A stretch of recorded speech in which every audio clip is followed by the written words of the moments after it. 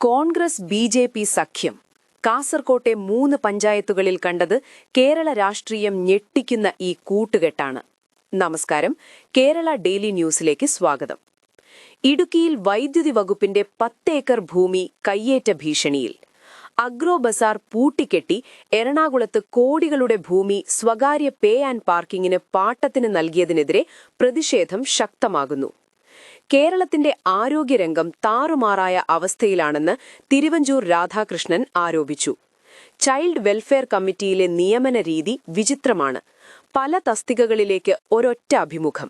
നിയമനം നടന്നതാകട്ടെ ഫോൺ കോളിലൂടെ. പിണറായി വിജയൻ പാർട്ടിയെ നയിക്കുമോ എന്നതിലും ടേം വ്യവസ്ഥയിലും CPM കേന്ദ്ര കമ്മിറ്റി ഇന്ന് തീരുമാനമെടുക്കും. രാഹുൽ ഗാന്ധി കേരളത്തിലേക്ക് എത്താനിരിക്കെ കോൺഗ്രസ് പട്ടിക വേഗത്തിലാക്കി.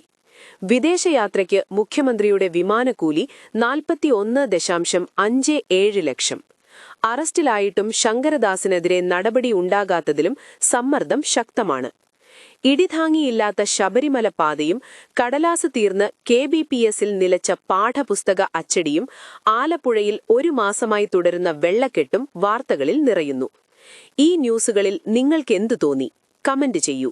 ശുഭദിനം.